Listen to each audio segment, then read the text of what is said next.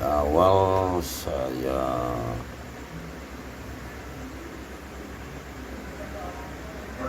waktu ketemu sama salah satu tokoh yang pada waktu itu ada perkumpulan salah satu istiqosan di tahun 2004. Istiqosan itu dengan rangka mencari keberadaan Wahyu Keprabon.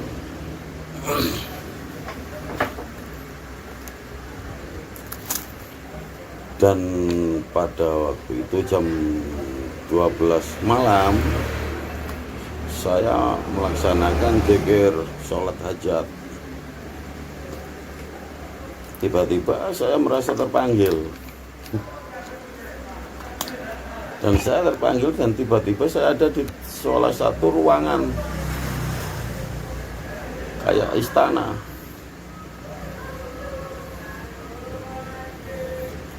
Dan seketika itu saya muncul di situ, itu ada salah satu tokoh yang melihat saya. Dan dia bertanya,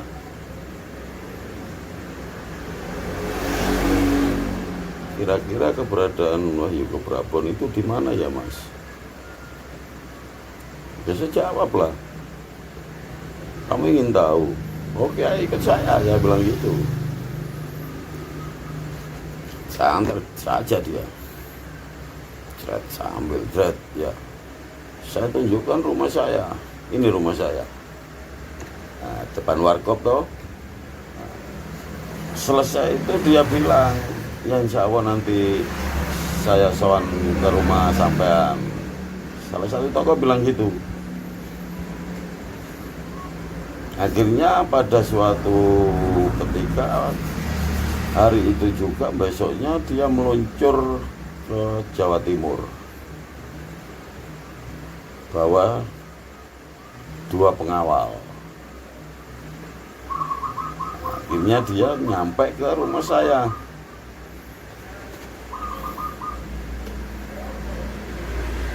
Dan dia bertanya, oke, ini saya tunjukkan semua. Pilih wahyu yang mana sampean? Yang sampean pakai, suruh datang sendiri bapaknya. Saya bilang gitu. Nah, akhirnya pada keesokan harinya, nggak sampai esok sih, maghrib itu dia nyerang dari belakang sama tokoh-tokoh ulama 4. Nah, saya waktu sholat maghrib diserang ya. Dia nyerang saya nggak bisa, nggak tahu siapa yang melindungi saya, nggak tahu, dia nggak bisa. Akhirnya saya sudah salam, mata jatuh, saya salam, dikir bentar, saya sikat dia, lari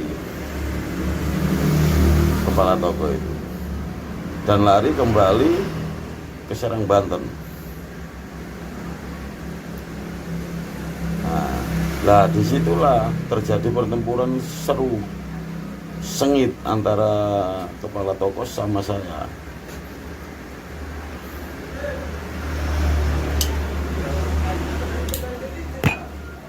Dia menyewa kiai-kiai goblok, dukun-dukun goblok, semua disewa. Termasuk ulama-ulama yang bersuban, yang pekerjaannya membuat raja, membuat jimat, bikin orang sakti, bikin kebal, itu diundang semua. Termasuk Gus Ali dari Bali nomor 1. Nah, dan termasuk juga Panglima Burung. Itu kan kumpul di Serang, Banten itu. Akhirnya dia bertempur, nyerang saya terus dan terus, serang.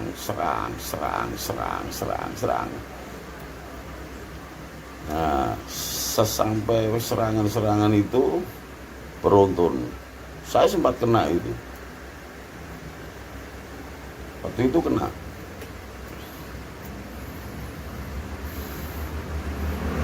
saya sudah bilang, kamu berniat baik, saya baik.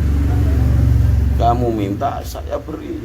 Tapi kamu kenapa nggak lapor, nggak bilang ke bapak? Saya bilang gitu. Malah kamu ingin merebut. Kalau kamu ingin gini, ya oke, kita lanjut. Nah, ceritanya gitu. Akhirnya saya lanjut terus bertempur sama ulama-ulama di Serang, Banten itu. Nah, nggak tahu itu yang tebel berapa itu orang-orang kiai itu. Karena dia nggak bisa membedakan mana yang benar, mana yang salah. Karena dia mementingkan uang. Nggak mungkin kalau nggak dibayar.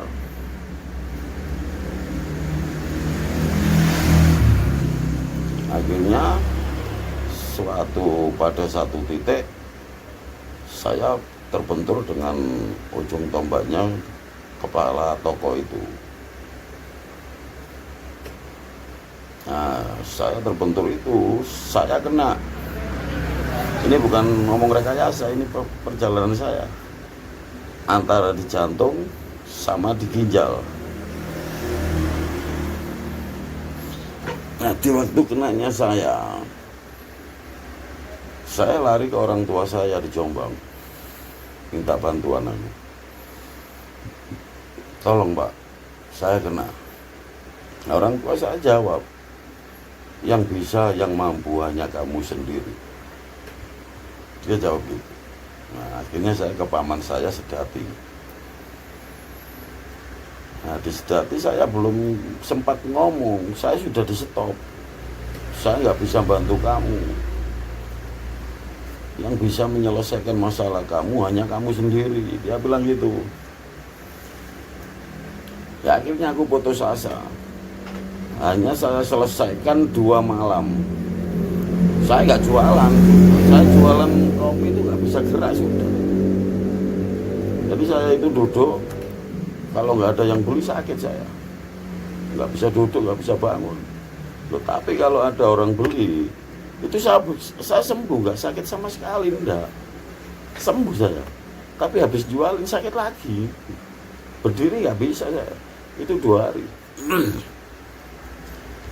Nah, di waktu itu sampai 2 hari, pas malam Lailatul Qadar, itu entah itu saya itu nggak tahu gimana ceritanya. Yang di belakang saya yang merasa nggak bisa duduk itu kayak ada batu besar. Itu meletus keras, keluar dari belakang ginjal itu. Nah, itu sempat saya tengok itu, kayak berupa klaker itu. Dewas, mencekat Pak. Dari dia itu keluar, klarak, bunyi itu. Nah, habis gitu terakhir itu tinggal saya mengeluarkan yang di jantung saya. Itu saya pikir mungkin masih dapat 300 itu kalau nggak salah. 300 atau 400, saya kurang lupa lah. Pokoknya sekitaran segitu. Itu saya pikir lah, jantung saya ini kayak mau keluar, jeduk, lut. Nah, waktu itu selesai berapa butir itu, itu terasa ini pecah. Jantung ini pecah ini. Nah, pecahnya jantung ini saya melihat sendiri. Itu ada kilatan cahaya panjang itu keluar masuk, ada yang masuk, keluar dari tubuh saya, masuk dari atas ke tubuh saya. Cepat. Jadi modelnya gini, ini keluar dari saya, slap, cepat. Jadi ini keluar langsung masuk dari atas, nggak tahu apa itu. Lah itu mulai saya sudah sehat lagi. Ini pecah. Ini pecah. Lihatan saya itu ini pecah kayak bikang ini, plak, dos keluar.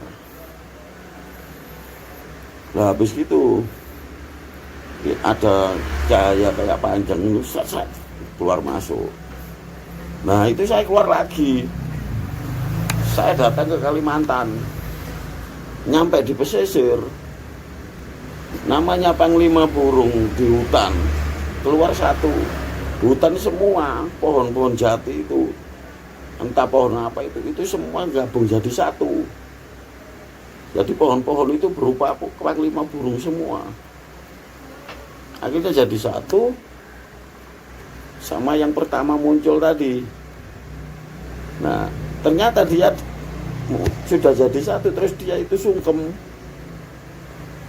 Sendiko dawuh gini, yang nggak taunya mati. Akhirnya saya kembali lagi, keluar lagi, tas, mau keluar. Saya sudah lihat Gus Ali yang di Bali itu, yang menguasai Bali, sudah ada di depan warkop saya. Nah, langsung saya tegur, ayo kita lanjut.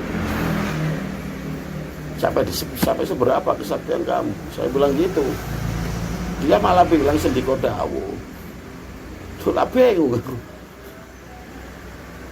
Dia bilang Sendiko dawuh, Gus.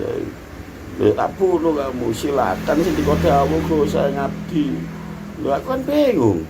Ini gimana ceritanya? Ya semenjak itu saya arogan, mulai gak percaya dukun sama kiai. Karena saya sudah tahu busuknya kiai itu, sudah tahu. Karena kiai yang asli itu hanya mengajarkan sholat, membimbing ke jalannya orang yang nggak tahu sholat, nggak tahu jalan-jalan, menunjuk doa-doa itu apa, dia nggak tahu. Dia yang meluruskan, memberi pencerahan, bukan mengasih jimat, ngajarkan kesaktian supaya kebal. Apa itu, mainan anak kecil kalau kebal. Ya itu mulai saya nggak percaya. Ya itu terus saya berkelana lagi sampai urusan sama yang namanya kepala toko, imamnya Masjid Istiqlal. Habis gitu dia sudah itu, nggak perlu saya jelaskan, dia langsung mengundurkan diri menjadi imam Masjid Istiqlal lagi sesudah sakit itu. Akhirnya saya merantau terus, berkeliling. Terus masalah, masih ingat enggak pemirsa, David Copperfield yang mau menghilangkan Monas, mau berkunjung di Indonesia. Itu saya nggak omong kosong. Dia besoknya mau berkunjung, malam ini tak ambil itu jin yang ada di tubuhnya itu, yang dia ada di segitiga Bermuda itu, kerajaan emas itu, tak ambil itu. Terus saya bilang sama teman-teman saya yang belajar di sini, ini besok kalau David ini jadi ke Surabaya, ke Jakarta, ke Indonesia, saya berhenti jadi paranormal. Saya nggak bakalan ngajar lagi, saya bilang gitu. Ternyata besoknya ada berita David lagi sakit, jadi batal, nggak bisa berkunjung ke Indonesia kan gitu. Habis itu saya ngajarkan lagi, saya itu ya itu yang katanya Ratu Adil. Dia ditangkap sama polisi, dimasukkan penjara. Akhirnya saya buat sepak bola itu di penjara itu. Ya itu. Akhirnya dia keluar, sakit toh, ya nggak tahu sekarang mati apa enggak, saya nggak tahu, saya nggak mau urusan sama orang-orang itu. Nah terus akhirnya saya pergi lagi, saya berkelana terus. Nah, akhirnya saya ketemu sama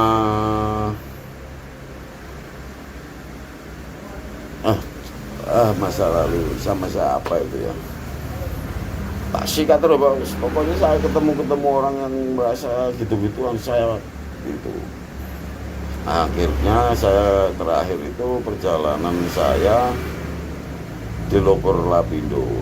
Nah, itu saya kan jual kopi. Nah, selama berapa tahun itu kan nggak ada hujan tuh. Nah, saya bingung, ini hujan kok nggak ada turun-turun. Seumur itu tinggal segini airnya. Jadi saya ambil pakai sanyo pompa tak habis. Nanti nunggu baru penuh lagi, tas itu tak habis nunggu. Saya emosi. Akhirnya saya keluar, saya melihat ada perkumpulan dukun kiai apa itu ritual pakai nancapkan pusaka-pusaka di Lapindo itu ya. Nah itu saya marah. Saya dari atas langsung turun, masuk itu lubang Lapindo, celam. Nah itu sempat itu lubang saya masuk itu dia kayak nyembur, biar ada lafaz Allah itu ya. Nah itu langsung makan. Ada dua ulama yang kena semburan itu loh, ulama entah itu dari Bali entah dari Lamongan saya nggak tahu. Ya itu akhirnya terus dibubarkan toh itu orang yang ritual pakai pusaka itu. Nah itu saya langsung masuk ke Merapi itu. Nah ternyata Merapi itu tempat penjaranya makhluk halus yang dikuasai oleh salah satu penguasa yang namanya Prabu Jagat. Nah dan Prabu Jagat ini penguasa situ, dia mempunyai istri yang namanya, kalau waduh saya lupa itu, dia mempunyai istri pokoknya yang tugasnya hanya mengadili, menghukum bangsa gituan yang salah. Akhirnya saya tembus ketemu itu, saya bertempur, dia lari, saya kejar, ketemu sama Mbak Marijan waktu itu di Jakarta itu. Akhirnya saya benturan sama Mbak Marijan, terus Mbak Marijan pulang ke mana itu, Jogja lagi ya, pulang. Terus ada kejadian Gunung Merapi mau meletus. Nah terus dia itu ritual di atas, mungkin dia pikirannya masih diikuti sama Prabu Jagat kan gitu toh. Jadi itu dia berusaha menetralkan, makanya dia sujud minta doa. Ternyata Prabu Jagat sudah nggak ada. Akhirnya Mbak Marijan ya kena abu wedhus gembel itu.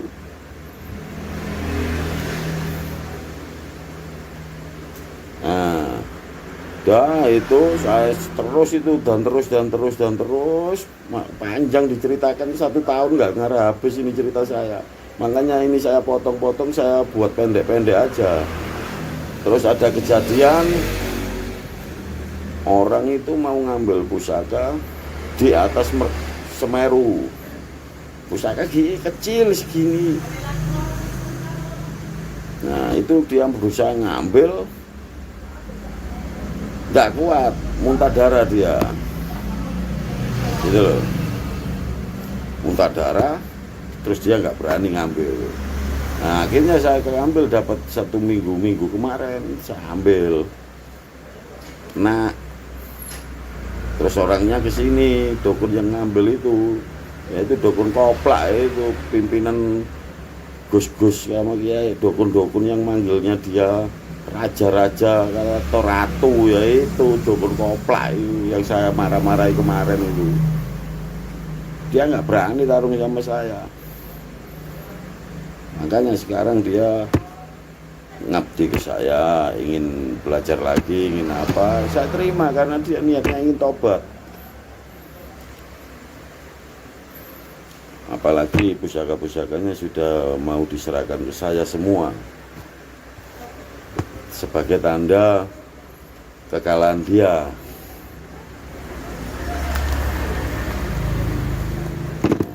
Itu terus sudah kena. Saya terus bilang ke istri saya, "Ma, nanti jam 2 kalau ada berita apa bangunkan saya." Saya bilang gitu.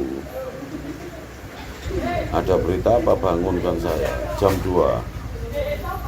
Ternyata jam 2 saya dengar katanya istri saya, "Ya, Gunung Semeru meledos." Kaget saya. Loh, berarti benar, saya bilang gitu. Makanya terus dia mencari dia kesini kan minta tolong dukun kopla itu, yang katanya pimpinan para gus, para kiai yang buat raja-raja, yang kiai intinya kiai yang katanya sakti-sakti, dari jimat dari raja, yang bisa manggil kodam taek, kodam jin, kodam apa itu, yaitu pimpinannya. Dia merasa kayak kuat karena pakai mahkota curian kok bangga. Itu yang saya bahas goib mas ya, bukan nyata.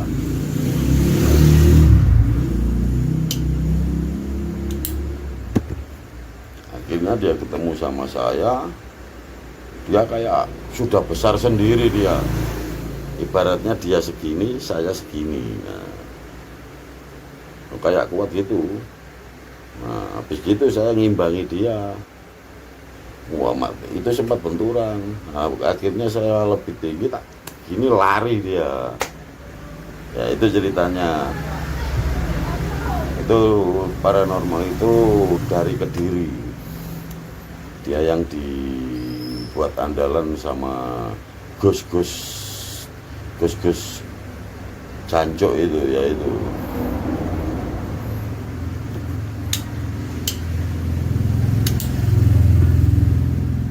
Sama dukun-dukun kopla itu.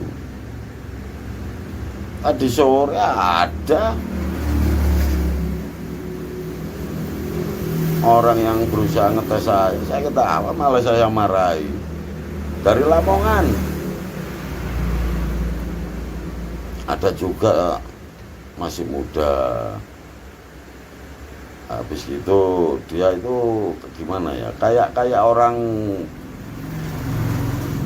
sudah wow gitu loh. Alah mas, cuma saya gini kan tok. Langsung sudah keluar katanya gitu. Ya aku kan bingung. Ya aku langsung akhirnya bilang, nanggung ngetesmu nesamu ya. Gitu loh. Makanya aku kalau ada orang ngetes gitu, welcome, silakan. Nah, saya dites ya diem ya. Biarpun dia ngerapal baca apa dalam hati apa, saya diem. Tapi kalau sudah jengkel, saya tempelin gitu. Itu sifat saya. Silakan ngopi. Niatmu baik tak sambut baik, niatmu jelek tak sambut jelek. Karena saya kayak gini ya bukan karena sifat saya, enggak. Saya muak lihat kiai yang berkedok surban, terus kalau ada orang ngasih rajaan ini untuk keselamatan kamu, itu kiai apa dukun? Ini bawa hekal untuk keselamatan kamu, untuk menjaga rumah kamu, taruh di pintu, itu bukan kiai, itu dukun. Kiai gak ada mas ngasih syarat-syaratan gitu. Kiai itu ngajarnya ngaji, ngajar doa-doa sholat ke orang-orang yang gak ngerti agama, bukan ngasih jimat-jimatan. Kiai tae. Terus dukun itu pelarisan, minta laris.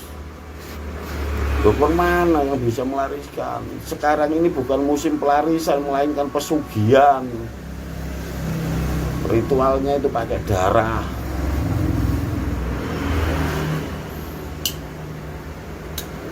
Yang ritual dukunnya, bukan orang yang minta tolong.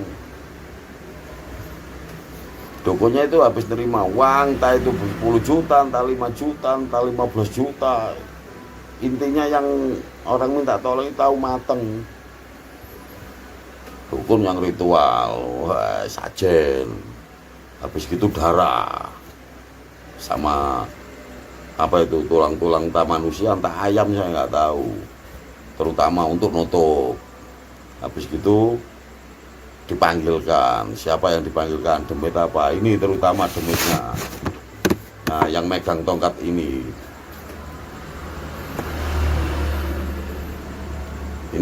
yang megang ini orang tuanya, orang tua bongkok perempuan rambutnya panjang. Nah, ini tongkatnya. Ini biar melek matanya kiai-kiai sama dukun yang diandalkan selama ini. Apalagi terus dia mengandalkan sapu jagat. Dipikir sudah kuat, tempelengnya sapu jagat.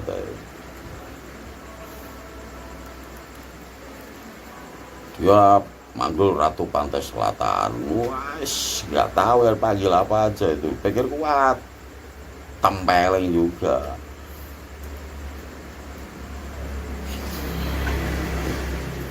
Makanya sekarang banyak kiai-kiai yang praktek, kiai yang praktek ngasih rajaan. Sekarang ibaratnya pendampingnya itu tinggal kelontongannya. Jadi pendamping itu nggak ada fungsinya. Bisanya nyuri, nyolong. Itu jine maksudnya, jin pendamping katanya kotham kata kiai. Terus kalau dukun yang dipanggil itu demit, ritual, sajen, dedanyangan. Dukun goblok sing diserang itu sapa? Matane picek, ngerti cero ya sapa aku. Dukun-dukun matane santet taek. Sepurane Mas, aku ngomong ini, Mas, Pak, sepurane aku ngomong ini ki wis saking jengkele. Nonton wong sing berkeluh kesah, disantet, apa, terus minta berobat ke dia malah diperes. Kena gini, kena uang admin, kena uang pemagaran, pembersihan, itu dukun-dukun taek.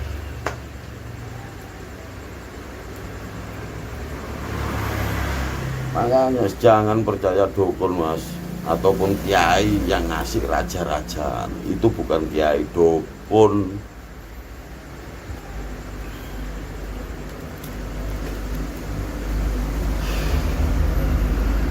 Saya welcome, silakan. Kalau memang ada orang yang membutuhkan, saya nggak ngasih apa-apa, saya nggak foto uangmu, nggak foto. Saya nggak sombong, nggak foto aku duitmu. Kalau kamu merasa minta bantuan, monggo silakan, tak bantu, syukur saya mampu. Saya nggak mau membantu satu orang yang sudah pernah memuja pesugihan, terus sudah kaya, dia ingin memutus dari perjanjian, menyewa saya untuk membersihkan, saya nggak mau.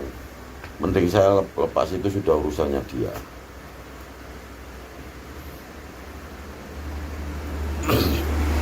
Tapi kalau orang itu nggak tahu, dia itu dibuat tumbal sama dukun atau kiai dari rajaan-rajaan itu, saya masih berhak menyelamatkan. Tapi dia harus tobat. Saya selamatkan, biarpun saya bertempur dengan demit-demit itu, sama dukun-dukun kopla itu.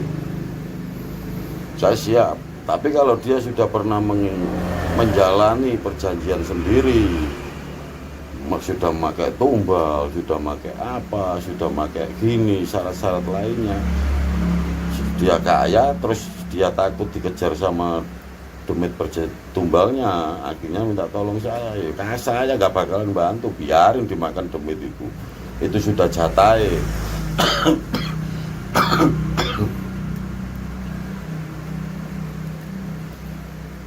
Makanya saya paling benci lihat dukun sama kiai yang buka praktek. Yes, doain aja, saya betulin rumah ini supaya warkop saya ini bisa mundur. Kalau sudah mundur di sini lebar, supaya apa, saya bisa menampung tamu banyak. Bagi orang-orang yang jauh ingin kesini biar ada tempatnya. Nah, kalau masih gini nih, saya yang nggak enak. Tempat sudah sempit di warkop, posisi rumah masih dalam perbaikan supaya kelihatan baik, orang-orang bisa menginap di sini. Makanya itu saya masih ini dalam rehapan. Kalau banyak tamu saya yang bingung, kasihan, apalagi lumpuh. Yes, saya cuma minta doanya saja supaya saya menghadapi dukun-dukun koplak sama kiai-kiai yang berkedok itu pakai raja-raja atau jimat-jimatan atau apa itu. Ya, saya minta doanya. Insya Allah lah saya mampu kalau kiai-kiai sama dukun-dukun goblok itu. Apalagi pakai demit-demitan gitu, jin, demit, setan, iblis, taek itu. Insya Allah saya sambil tidur pun bisa itu ngalahkan. Yang penting kalau sudah saya obati, saya nggak mau sampai kembali ke sini. Karena apa? Saya ngobati ini sekali ke sini sampai harus bersih, harus sembuh. Kalau sudah sembuh jangan sakit lagi, jangan berulah lagi, jangan minta tolong ke orang-orang itu lagi. Percayalah sama dirimu sendiri. Sakit dan sehatnya dirimu bukan dari orang lain, melainkan dari dirimu sendiri. Nah, itu pesan saya. Saya nggak bisa ngomong banyak karena saya belum terbiasa nge-review ini tadi belajar. Sekalian daripada saya nganggur, saya nggak ada temennya, semua saya suruh pulang karena besok ada tamu dari Cirebon, sama dari Demak, sama dari mana tadi, Cilacap, terus sama nggak tahu, lupa aku, ada pokoknya yang Cilacap sama Demak rombongan. Makanya saya malu kalau rombongan di sini terus duduknya di mana? Ini warkop, mau saya ngobati ya sambil jual kopi. Saya nggak pernah aneh-aneh. Selesai saya suruh pulang. Malah saya usik, tapi suwi-suwi malah tahu kan boleh. Aku nggak butuh uangnya. Saya butuh menyelamatkan orang-orang yang sudah habis banyak ditindas kalau dukun-dukun koplak, admin, pagar rumah, pembersihan, 5 juta, 10 juta, 17 juta. Menakin ndolek duwe, kene ndolek duwe, aku ndok kopi kula tak klutik. Kono enake admin 5 juta. Iku mangkelku, Pak. Seumpama aku mau gitu, aku lo kaya. Sekali itu sembuh 10 juta, sembuh. Entah itu tak idoni, entah tak pisui, entah tak gadel-gadel, no. Yang penting itu sembuh. 10 juta itu bayar, Pak, tapi aku nggak mau, kasihan. Apalagi hari di tahun-tahun kayak gini dia diperas. Duit sopo sing bayar, Pak? Cek krungu kuping-kupinge dukun-dukun iki ambek gus-gus sing jarine Gus Tel iki.